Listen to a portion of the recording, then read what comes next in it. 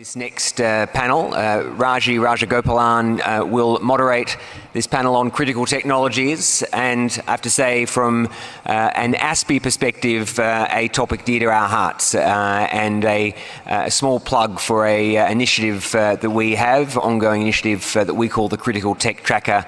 I encourage everybody to have a look and see the importance of research and development and time and effort and funding into critical technologies, both for domestic capacity and in terms of strategic competition.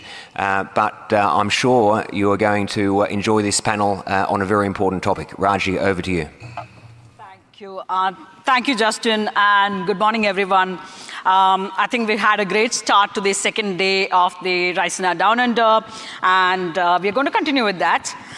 So my name is Raji Rajagopalan. I'm a resident senior fellow at the ASPI here, and I'm delighted to be moderating this panel on critical technologies in the Indo-Pacific for the next, less than 50 minutes, I guess. So clearly there is a big push for new technologies. There is effort by every country, developed and developing countries, to acquire these technologies. So the key question is why this pursuit at this point of time that we see. Of course, they are important in the context of economic development, but also national security.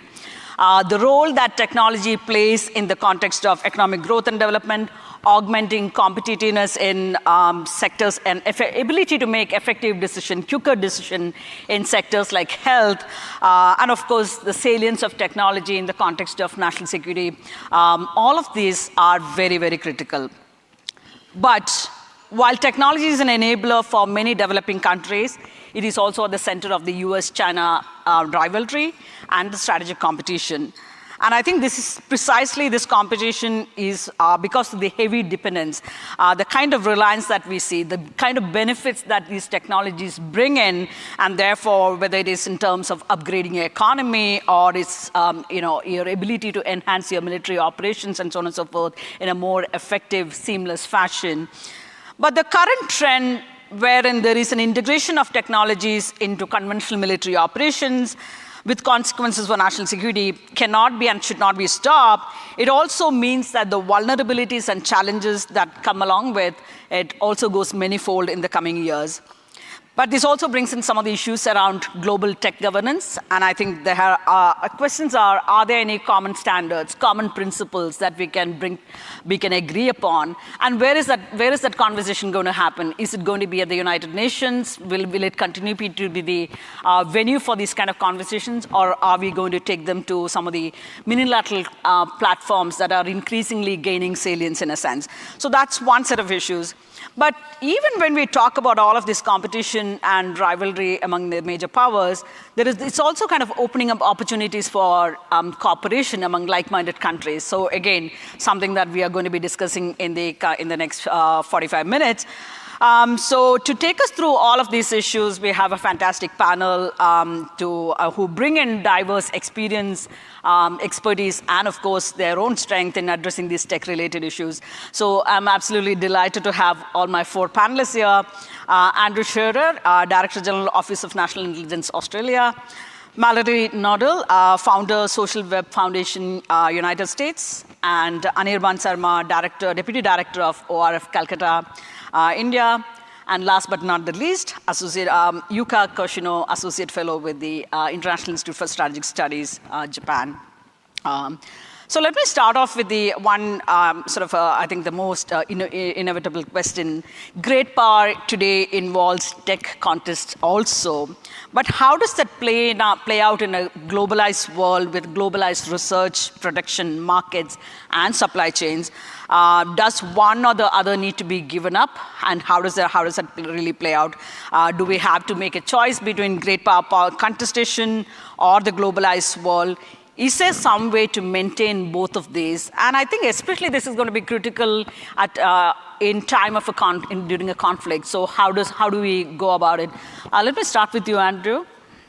Well, thank you, Raji, and thank you to my old friends Justin and Samir. Both ASPI and, of course, ORF have made a massive contribution to the blossoming strategic partnership between Australia and India. And I'd like to associate myself with Minister Jaishankar's comments yesterday about the rude health that our partnership's in, but there's no cause for complacency. ONI exists to provide assessments to the Australian government on political and strategic and economic issues. And I have to say, there's no shortage of business right now. There's a lot going on out in the world. And it's also our responsibility to provide assessments on the impact of those trends when they come onshore in Australia. And of course, technology is right at the centre of that. We're dealing with multiple concurrent interacting crises at the moment across the world. Think about climate change, the energy transition, food and energy insecurity issues.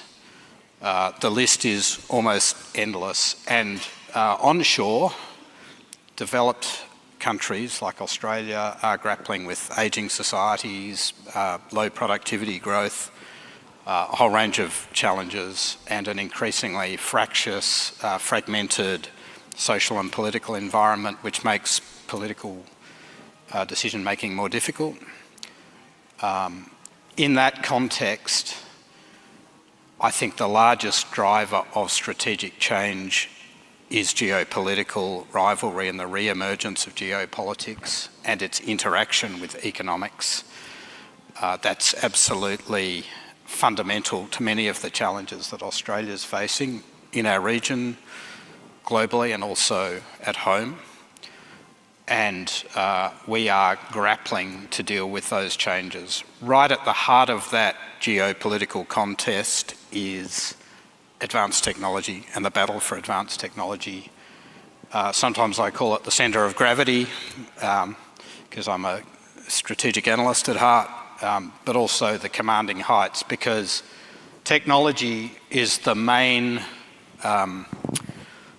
driver of national power. It's the main creator of economic power and of military power, and therefore the country or countries that are able to dominate advanced technology now and in the future are best placed ultimately to come out on top in what I think will be a generational structural contest in the Indo-Pacific and globally, and the Indo-Pacific contest I think will be determinative of the overall global contest.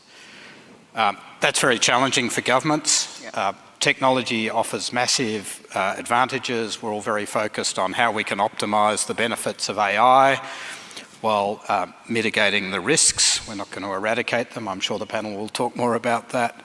But quantum, biotech, I mean, these domains of advanced technology will be crucial.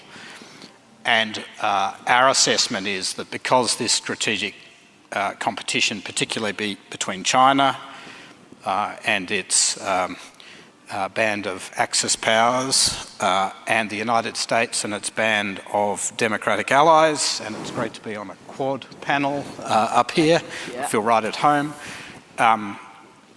Advanced technology will be critical to how this contest plays out.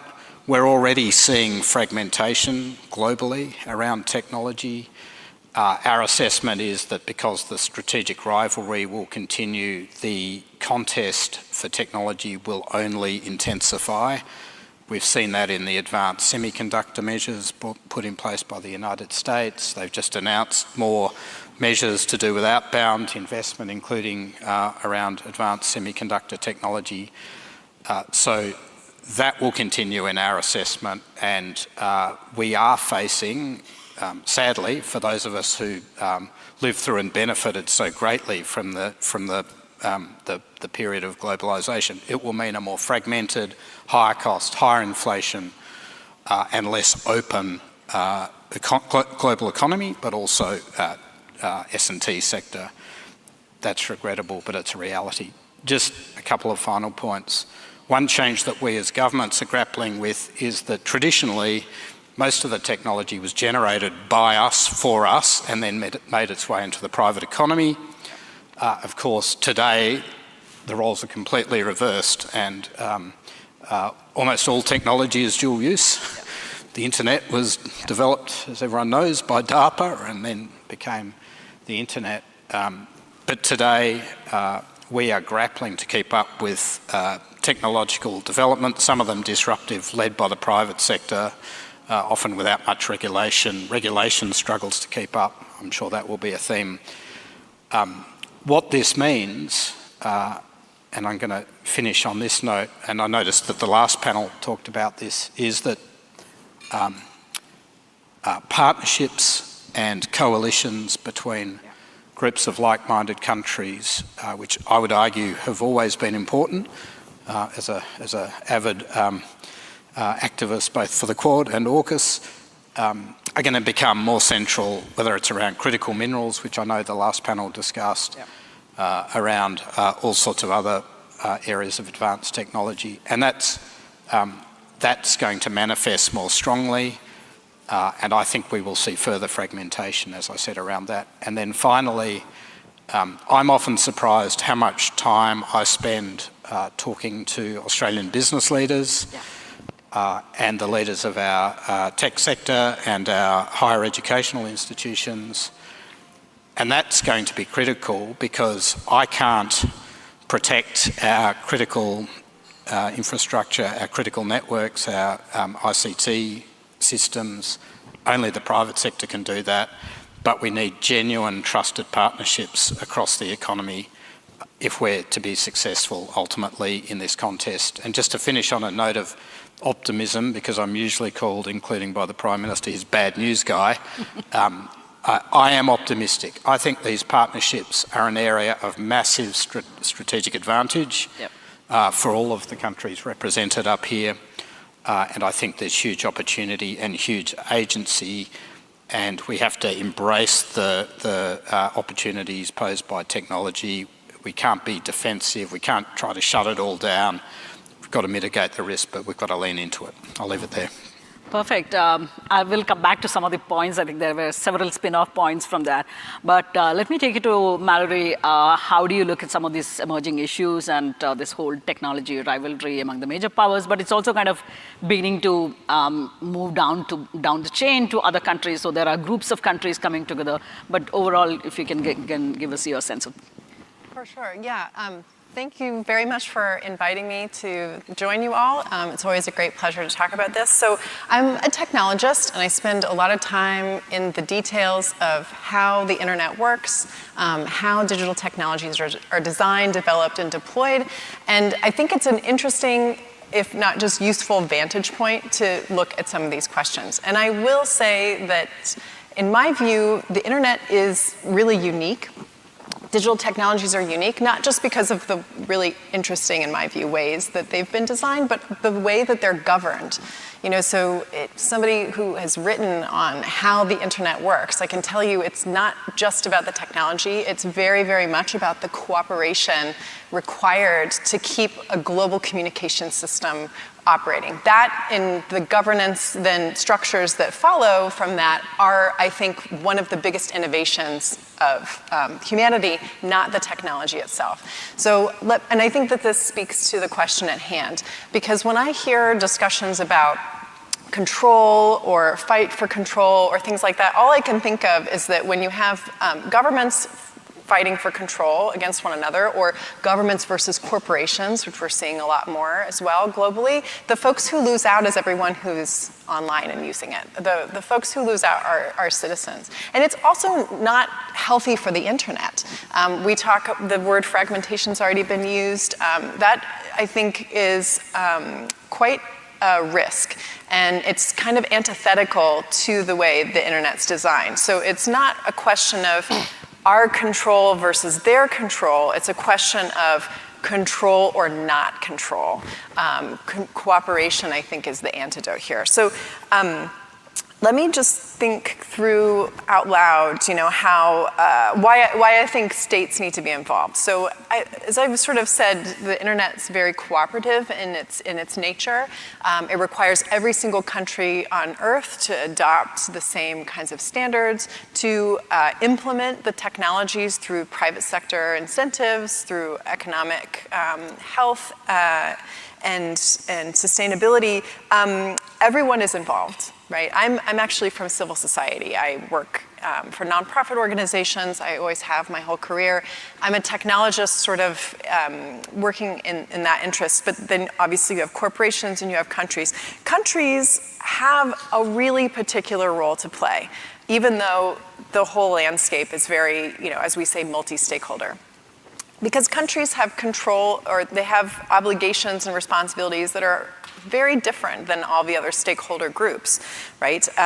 For example, the human rights obligations are on countries, and now companies have responsibilities, and obviously civil society cares a lot about human rights. The organizations I've worked for have been human rights organizations that are very much watchdogging and care about human rights. But states have that as their main obligation. Everyone has signed the Universal Declaration on Human Rights. A few things that we've seen in global internet governance in the last year or so come to light. I like to think of them in 4 buckets. One is around censorship and shutdowns. Only really states are doing that. There's not really corporate incentive to shut down the internet or to censor it on a massive scale. So that, I think, requires states to exercise restraint mostly and care around that. Second is access to the internet, helping to extend it, and that again is a cooperative issue. We heard yesterday about this reframe from cooperation to de-conflicting. I like that reframe, but I think there is, in the case of digital technologies, a real requirement to have actual cooperation, because you are literally connecting across borders and so on. So access is still a problem and something only really states can solve. Weapons in war, another one. Not really in the purview of the private sector, not really in the purview of CSOs. Weapons in war is not yet confronted, I think, at the digital level in the way that digital technologies are implicated now in almost all conflict. That, I don't think, gets the attention it really should. And then a sort of similar one, maybe it's a subset of the third one, is this notion of I know we talk about state sovereignty, but I think we don't also talk enough about what it means to be online as a human being, and things like having access to quality internet, but also in a way that is private and rights respecting does require some use of technology such as encryption that again continues to come up over and over again when states are struggling for power. They tend to look at some of these technologies. So I guess I will also just say that I think for CSOs, it's very important to partner with states in holding corporations accountable. I think the centralization of the internet by only a few large corporations is also very detrimental to the internet, and it's detrimental to global cooperation. And states really have the power and the control to start regulating that. And in cooperation with civil society sector, I think that is an important thing to do. So I would say that the message I want to leave you with is that it is working. I know we feel like there are all these omni-crises happening and so on, but the internet itself and the way that it's been governed, the way that it is to the point where it is now, even under these new regulatory regimes that seem a little uncertain, are they really going to work? Is this going to get fragmented? It's all working the way that it should. We're all participating in the governance of the internet, and it's still on. Even when you have this massive rivalry between the US and China, they're still coming to the standards bodies that I work in. Everyone is now in Dublin for the Internet Engineering Task Force. I'm here with you all. And you have as many folks from Huawei and Chinese companies as you do from European and US companies. And while we feel that our geopolitical conversations may be fragmented and broken, the technical standards conversations are still working. Again, a lot of keywords from both of you, but let me just finish. If we can move to Anirban, if you can share some thoughts on some of these key issues. All right. Thank you so much, Raji, and a very good morning to my fellow panelists and to other colleagues here in the auditorium. In some of our informal conversations leading up to the panel, we've been talking about the need to create a bubble of technological trust with friends in the Indo-Pacific. And this is important because it seems to me that the Quad has been doing a pretty good job of being able to build this trusted space, within the Indo-Pacific. And a little over a month ago, of course, the Quad leaders held their 4th summit. It was very productive. There was a flurry of joint statements, media releases, etc.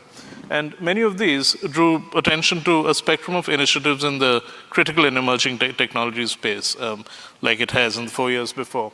And it's quite amazing to see the progress that has been made. And what's important here is that these are initiatives that benefit not just the Quad partners themselves, but clearly the larger Indo-Pacific in a very strong way. So if you take ORAN, for example, the Quad's Open RAN work began as a pilot project with a certain small island developing state in the Indo-Pacific. But today that has been upscaled into a full-blown regional ORAN cooperation.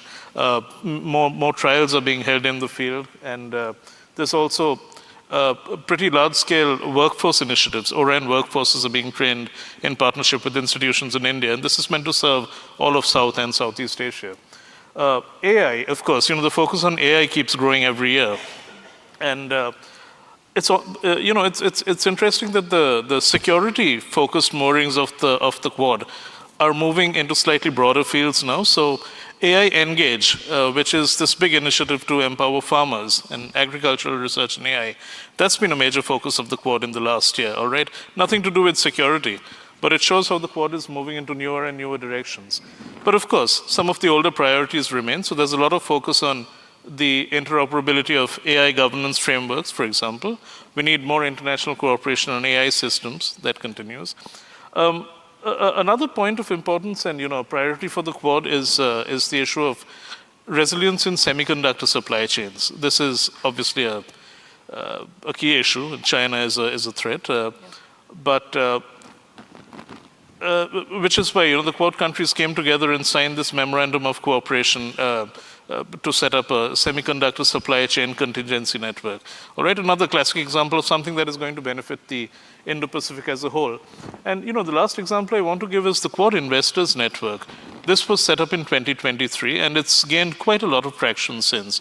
And it's playing a pretty key role in bringing private investors, corporations, public institutions together and building these public-private partnerships which are going to serve the region as a whole. And over the last year, they've managed to make 10 major investments in the region, which are going to have pretty wide-ranging benefits. Now, we also heard Dr. Joyshankar talk yesterday about how the strength of the minilateral, how the strength of the Quad is also in large part being driven by the strength of bilateral relationships within the Quad. And I think there's a lot of reason for optimism here. If you look at the bilateral relationships India itself shares with other Quad countries, the most prominent of these, of course, is the ISET. And this is extraordinary because of the momentum it's managed to generate in just a year and a half, and also the sheer breadth of areas it touches upon. But then we have equally prominent relationships with Japan. Since 2022, that was when Japan and India signed this semiconductor agreement, all right? So we're cooperating in a number of R&D-related fields, development, manufacturing, etc. And we also have with Japan an Emerging Technologies Initiative, which is working with startups, innovators across the field. And of course, coming to Australia, our host country today, we've just entered into the 4th round of the Australia-India Cyber and Critical Technologies Partnership, which again is pooling trust, pooling resources, knowledge, building trust between these two countries. So there's a lot happening, both at the minilateral level and at the sort of bilateral level. But what's kind of important through all of this is that, these are on the face of it government-to-government partnerships. But then that's a little misleading because each time Quad nations enter into a partnership of any kind, it's really two whole ecosystems of private players, research institutions, academia, all coming together. The days of government-led technology development are long over, right? So there's a whole web of partnerships, trust-based commercial relationships that come into play when these relationships are built. And I think semiconductors, which I've spoken about a couple of times, are probably the best example of this because the semiconductor supply chain is such.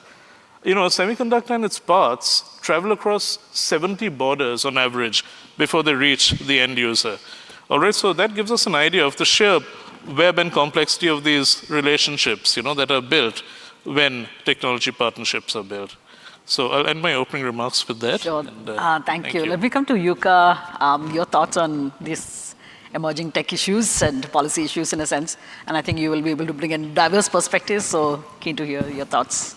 Well, thank you so much, Raji. And thank you very much, first of all, for inviting me to this conference and also to join this distinguished group of experts and practitioners. So I think I would like to dive into the topic of cooperation, technology cooperation among like-minded partners, because when we start talking about the great power competition and also the need for like-minded partners to cooperate to develop a secure, open, and more accessible technology, the theme has already been there for some time now. For instance, when we talked a lot about the Quad, the panelists talked a lot about the Quad, but the working group for critical and emerging technology was developed in March 2021. And when we start looking at the bilateral discussions on technology cooperation, it precedes the Quad initiatives. I've been engaging with this policy debate, first as a think tank scholar and also recently from a venture capitalist community as well. So I would like to observe where we are now, so more of like how far we are in this tech cooperation and what more we need to do to advance this and to achieve the goal.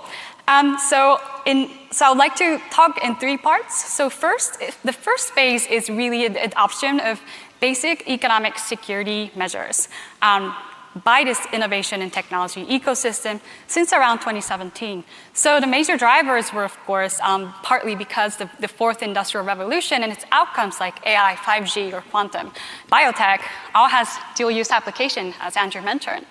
But also the over-reliance on one country, China, has geoeconomic and strategic consequences. And of course, the pandemic really revealed that the supply chain of these strategic goods could be significantly disrupted or could be in a crisis. And so these were really like the wake-up calls for countries to adopt these measures, including strengthening export control or FDI screening, or talk about research integrity, or even boosting R&D and supply and subsidies to grow these technologies as well and to develop a diverse supply chain for these technologies. And of course, not only that, but discussing economic security issues among partners has become a norm or like a regular thing, even in bilateral level, trilateral, plurilateral, and multilaterals. And I think Japan, as a country that has been working on economic security from the early 2000s, as Mr. Maeda alluded in the last panel, has been driving this international cooperation as well. And almost happening simultaneously is the second phase, which I would say is more of a domestic initiative, but about expanding the government's capacity to engage with the diverse actors in this technology ecosystem, including the university labs or startup CEOs or companies or financial institutions, to prevent the technology outflow or to innovate faster than our strategic competitors, and also to bring these advanced technology to the militaries as the governments prepare to deter and respond to a potential major contingency in the region as well. So governments have been kind of experimenting many different ways. So the early, for instance, model would be the Pentagon's initiative, like the creation of the DIU-X in 2015, which has now been leveraged into DIU and directly reporting to the Secretary of Defense to really adopt the commercial solutions for defense. But in the economic security civilians field, for instance, Japan set up the world's first ever economic security minister post to really coordinate better across the government to protect and promote critical technologies. But of course, in many countries, even in these two countries, governments are still working in silos, and also the cultural differences between the private sector and the government has been major obstacles for this effort. And then the final phase, where we are now, we're seeing greater demand and opportunities to integrate this technology and innovation ecosystem among the US allies and partners to serve as a force multiplier in the great power competition. So early examples of practical initiatives include, for instance, in 2021, we saw the setting up of the Quad STEM Fellowship, which is the effort to network the technologists and scientists among the Quad countries and bring them and sponsor them to study in the US on STEM and STEM field. And we recently expanded that to include ASEAN countries as well. And then the second example is the Quinn that the panelists alluded to really help bridge the resource and the startup, bring the resources mobilize the resources among the partners and then to bring to the startup ecosystems. And then we're also seeing greater integration in the defense innovation area as well. So AUKUS Pillar 2 is a notable example of advanced technology collaboration among the most trusted partners between UK, Australia, and the US.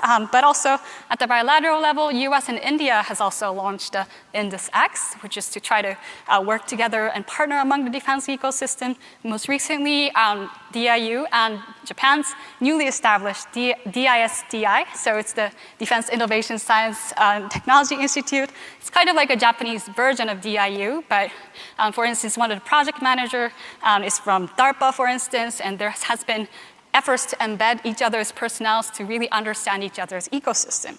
So while these initiatives are, of course, great to begin with, of course, making them actually work is still very challenging. For instance, there is still gaps in technological capabilities, or even organizational capacities, and also information gap is really essential so that we don't have missed opportunities or we don't have uneven outcomes among the partners. And then also still there's the issue of trust among even the closest partners as well, largely because of the differences in cultures and languages that each governments operate. So what this all means is that we also need to really look and invest in developing and strengthening the foundations for this interoperable ecosystem, which is really the basic thing to understand better and learn better about each other's ecosystem and how it works at the ground level. So I think there's a lot of government role that would play into that. Terrific. I want to go to the audience for a couple of questions at least, but I'm very, very tempted to ask one round of quick question because I think you did talk about, Andrew, you talked about the dual use being an issue, and I think that goes for every single technology that we're talking about. You talked about access, you talked about engaging with the industry and other stakeholders and so on and so forth.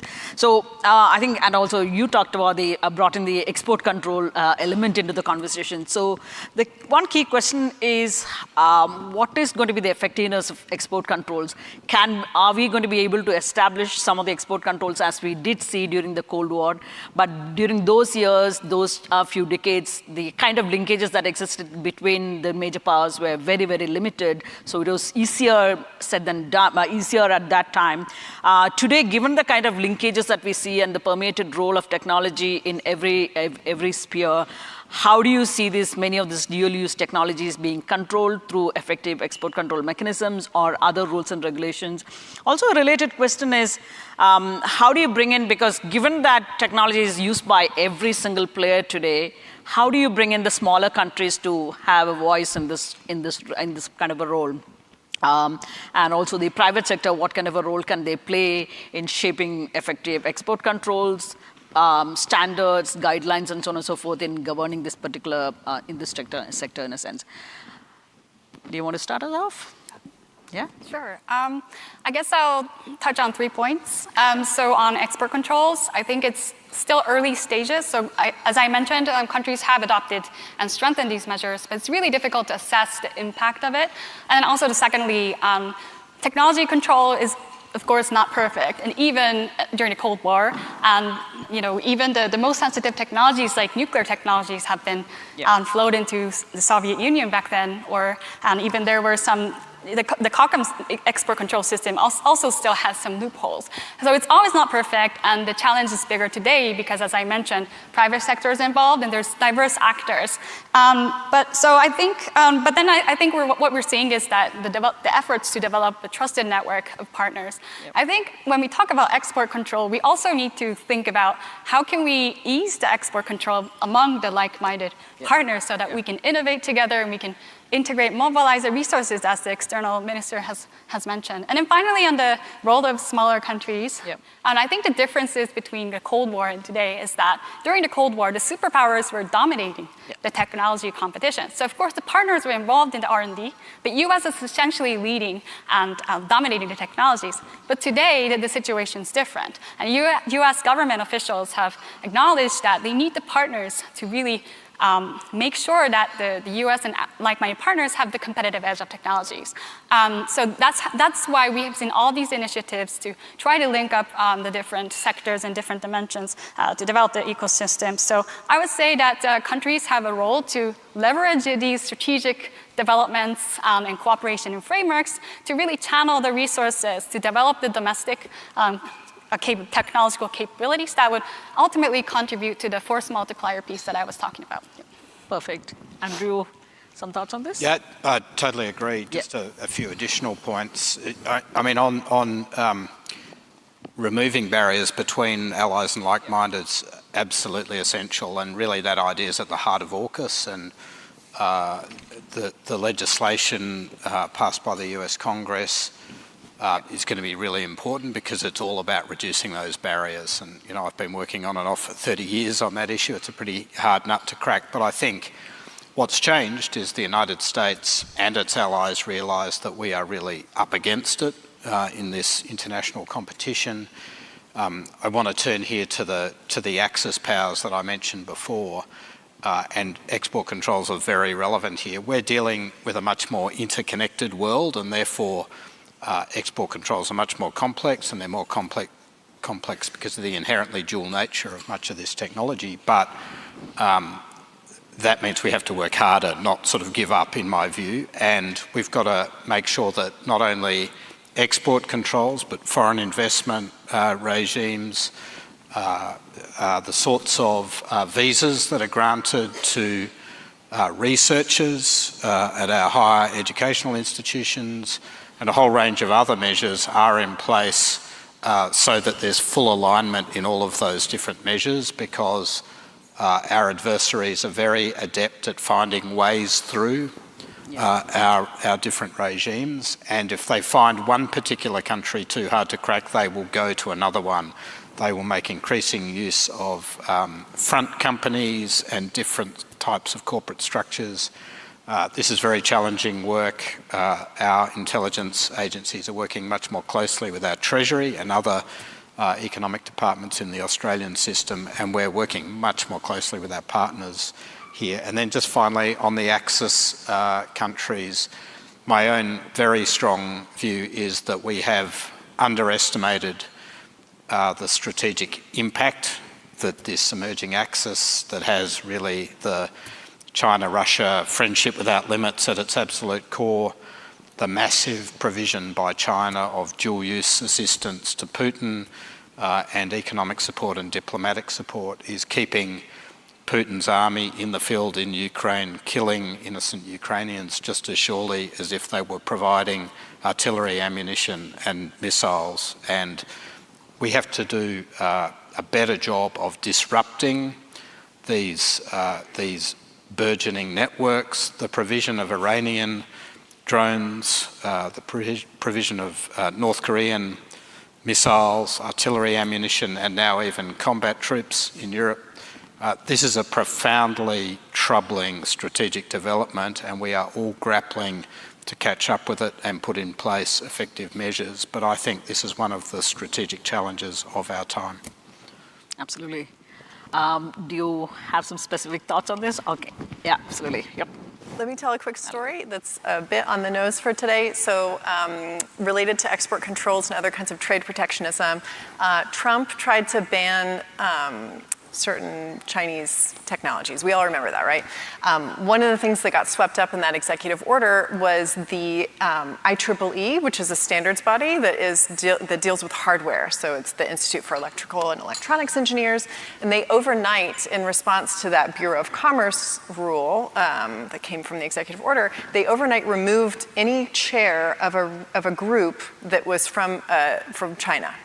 And then the next day, everyone ran down to downtown DC to the White House to try to get them to relax that because they were so worried that it would, separate these conversations. We actually really need, China and its manufacturing and its hardware to be in conversation with the rest of the global standards community. So this kind of goes back to my original point, but I think it's an example of how it failed, and it could have been disastrous, but in fact it wasn't. I do think, though, there are some caveats to what I've been saying about how standards or global internet governance in a multi-stakeholder way are a real solution here. The caveats are this: there are not enough countries. Very few countries have the capacity to participate at a deep level. There's a lot of meetings every year. They change location. It's not just Geneva and New York. You have to have a lot of technical depth to follow the conversations. And we only have a handful of big dominant countries, and that's not enough. And I think there's an antidote to that, which is almost every country, right, has its own national standards bodies. You start locally, you build the capacity into regional participation, and then that goes up to the global level. And any small country can do that and should think about strategically participating there. The other caveat is that I was speaking before about how our political conversations are fraught, the technical conversations are not as fraught. That is not always true, but it's also not always great, because I think that technocratizing every conversation really isn't necessarily the answer, right? There's a reason why Russia and China are really excited to participate in the ITU. They would love to turn all sort of social problems into technical problems. And so I think we do have to be aware that there is a bit that gets lost when we just speak in terms of the technology rather than the real sort of material social impacts of these things. So with those caveats, though, I will still push for greater participation in these global governance spaces, because that is really what makes not just the internet work, but sort of all of the other wonderful outcomes that the internet affords work as well. Anirban, do you want to come right now, or should we take a quick round of questions and then? Okay, sure. Okay, let's just get a couple of questions at least from the floor, and then we. Okay, okay, there's one here. The mic will reach you just now. Table 7. Thanks. Thank you. I was wondering, how do we practically balance the need for national security versus the desire for greater collaboration? Security requirements are, quite rightly, getting higher and higher and higher, yet there's a growing demand for greater collaboration between our countries, for sharing resources, particularly when it comes to people with technology capabilities and sharing them between our countries. Yeah. It is a fundamental challenge, but how do we address that? Okay, is there another question from the floor? If there is one more question, then we will take it together. Yes.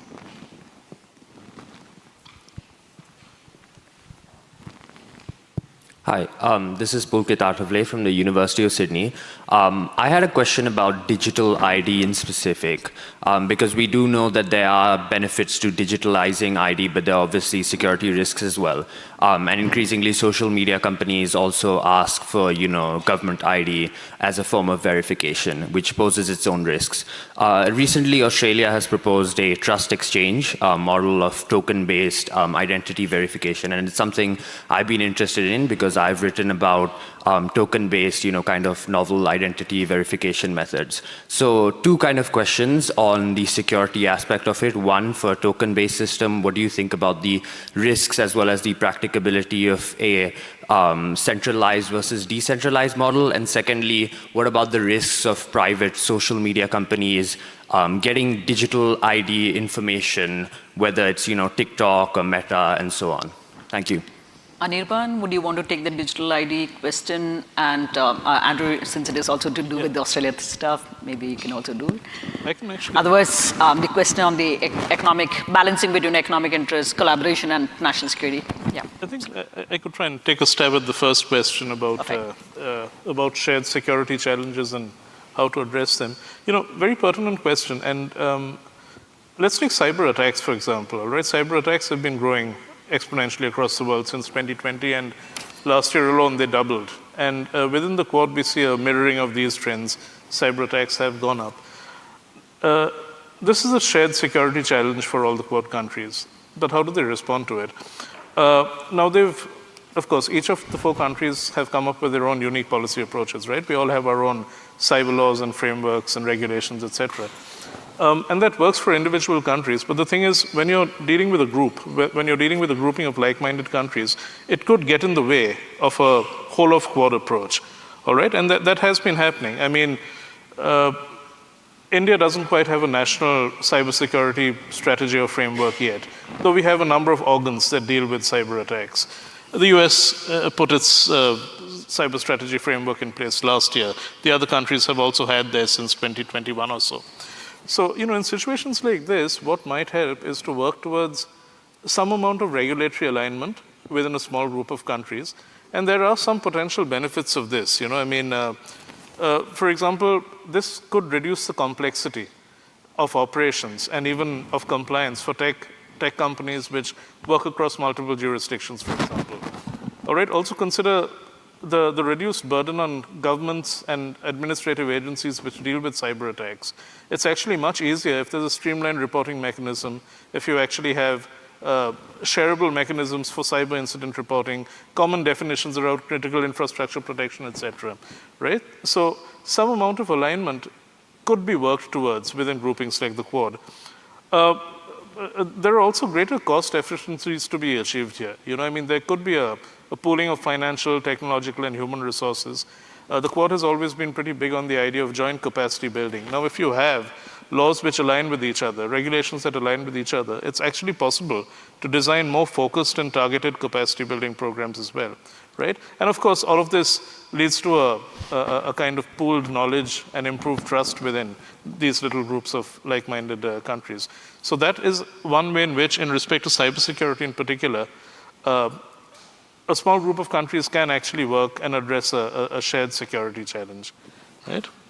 I'll just end with that, yeah. Yuka, do you want to address any other questions? Sure. Maybe just a very quick point about balancing security and then also cooperation. I think it also comes to which segment and which part of the supply chain that we really want to address security. So for instance, at the basic scientific research collaboration level, it's quite difficult to fragment, and we've already seen that, for instance, Nature has an index about collaboration on AI, and we're seeing a lot of collaboration on papers with even US and Chinese partners. But then I think where we really need the security element is the application side, so, and then the commercialization effort. So if we're talking about commercialization in the digital critical infrastructure, of course we need to fold in security elements and have tighter requirements. And of course, if we want to develop dual-use technologies potentially for defense application, of course, that should be developed between trusted partners. So I think choosing the right part of the supply chain is really key to balance. Okay, on that note, unless there are any pressing comments, the time's up, so we're going to stop here. But I think we are going to continue this conversation over lunch in the meantime. And thank you so much for really insightful comments and thoughts shared during this panel. Please join in giving a hand of applause to the panelists, please. Thank you.